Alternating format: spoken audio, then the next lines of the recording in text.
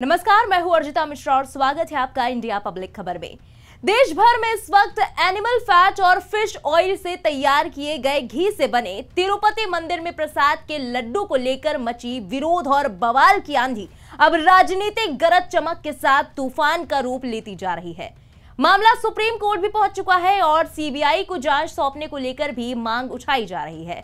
वहीं TDP, YSRCP और कांग्रेस के बीच इस पूरे मामले पर सियासी बयानबाजी जोरों पर है।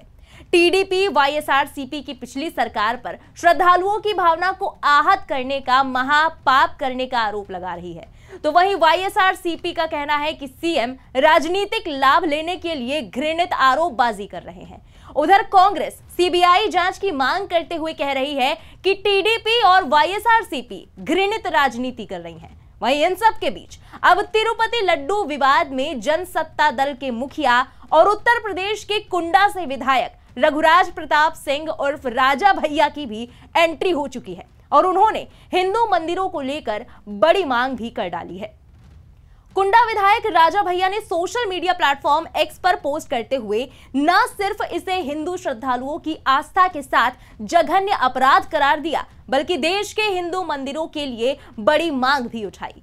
राजा भैया ने अपने सोशल मीडिया प्लेटफॉर्म एक्स से अपने ऑफिशियल हैंडल के द्वारा लिखा कि श्री तिरुपति बालाजी के प्रसाद में बीफ, चर्बी और मछली का तेल मिलाया जाना असंख्य हिंदू श्रद्धालुओं की आस्था के साथ जघन्य अपराध है जो जानबूझकर किया गया है। इसका एक ही स्थायी निदान है, हिंदू मंदिरों की शुचिता बनाए रखने के लिए उन्हें अविलंब सरकारी नियंत्रण से मुक्त किया जाना चाहिए। वहीं राजा भैया की इस पोस्ट पर लोगों ने कमेंट्स के जरिए जमकर अपनी प्रतिक्रियाएं दी।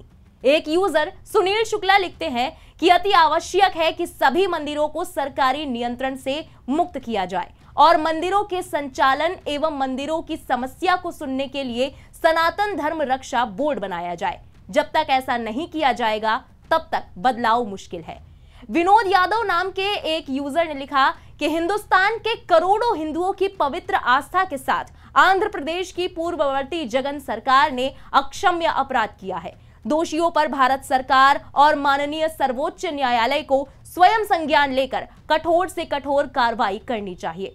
एक और यूजर विपिन मिश्रा लिखते हैं कि हिंदुओं की आस्था को चोट पहुंचाना सामान्य बात हो गई है, मजाक बनाकर रख दिया है। सरकार धार्मिक मामलों में निष्पक्षता का राग अलापती तो फिर हिंदू मंदिरों पर उसका नियंत्रण कैसे अधिकार हो जाता। मंदिरों को सरकारी नियंत्रण से बाहर रखा जाना चाहिए। वहीं इस बीच हाल ही में झांसी पहुंचे केंद्रीय मंत्री एसपी सिंह बघेल ने तिरुपति मंदिर के प्रसाद में चर्बी के मामले पर कहा कि जो भी दोषी होंगे जांच के बाद उनके विरुद्ध कार्रवाई की जाएगी। तिरुपति मंदिर में प्रसाद में चर्बी का मामला आया है जिससे हिंदू आस्था को भावनाओं को आहत पहुंचा है, तो दोषियों पर क्या कहना है? जांच के लिए बैठा दिया गया है। इसके लिए बहुत कानून है, फसाई एक डिपार्टमेंट है जो ये देखता है कि वो गुणवत्तापूर्वक है या नहीं, एडल्ट्रेशन है या ऐसी चीज़ें मिली हैं जो किसी धार्मिक भावनाओं को ठेस पहुंचाती है, तो उसके खिलाफ संबंधित धाराओं में कठोर कार्रवाई की जाएगी।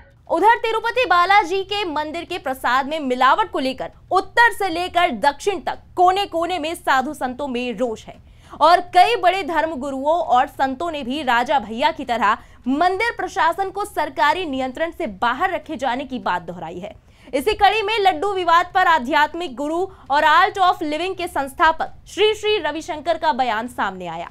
एक्स पर इस विवाद को लेकर कड़ी नाराजगी जाहिर करते हुए उन्होंने लिखा कि तिरुपति लड्डू विवाद ने हिंदू मानस में गहरा घाव और रोष पैदा कर दिया है। अब समय आ गया है कि मंदिर का प्रबंधन स्वार्थी अधिकारियों, निर्दयी व्यापारियों और राजनेताओं के बजाय धार्मिक नेताओं और भक्तों के हाथों में सौंप दिया जाए। वहीं इस विवाद पर सदगुरु जग्गी वासुदेव ने भी अपनी एक्स पोस्ट में कहा कि मंदिर के प्रसाद में भक्तों द्वारा गौमांस का सेवन करना घृणित है, इसलिए मंदिरों को भक्तों द्वारा चलाया जाना चाहिए, न कि सरकारी प्रशासन द्वारा। जहां भक्ति नहीं है वहां पवित्रता नहीं रह सकती। अब समय आ गया है कि हिंदू मंदिरों को सरकारी प्रशासन द्वारा नहीं बल्कि धर्मनिष्ठ हिंदुओं द्वारा चलाया जाए।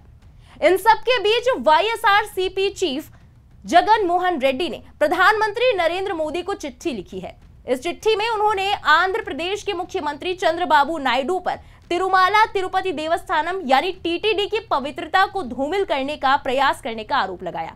इतना ही नहीं, जगन मोहन ने पीएम से नायडू को फटकार लगाने और सच्चाई को उजागर करने की भी अपील की। उन्होंने पीएम को लिखे अपने पत्र में कहा कि मैं ये पत्र आंध्र प्रदेश राज्य में घटित हो रही अपमानजनक घटनाओं की ओर आपका ध्यान आकर्षित करने के लिए लिख रहा हूं। मुख्यमंत्री चंद्रबाबू नायडू द्वारा तिरुमाला तिरुपति देवस्थानम की पवित्रता, अखंडता और प्रतिष्ठा को अपूरणीय क्षति पहुंचाने का प्रयास किया जा रहा है। भगवान वेंकटेश्वर के न केवल भारत में बल्कि दुनिया भर में करोड़ों हिंदू भक्त हैं और अगर इस नाजुक स्थिति को सावधानी से नहीं संभाला गया तो ये झूठ से काफी नुकसान हो सकता है। ये प्रसाद करोड़ों हिंदू भक्तों के दिलों में बहुत खास जगह रखता है। ये वास्तव में राजनीतिक उद्देश्यों से फैलाया गया झूठ है। इस झूठे प्रचार से दुनिया भर के हिंदू भक्तों की भावनाओं को ठेस पहुंचेगी। आपको यहां याद दिला दें कि यह विवाद तब शुरू हुआ जब आंध्र प्रदेश के मुख्यमंत्री चंद्रबाबू नायडू ने दावा किया कि तिरुपति मंदिर के लड्डू प्रसाद बनाने में घी की जगह पशुओं की चर्बी और मछली के तेल का इस्तेमाल किया जा रहा है। इस आरोप ने धार्मिक और राजनीतिक हलकों में खलबली मचा दी।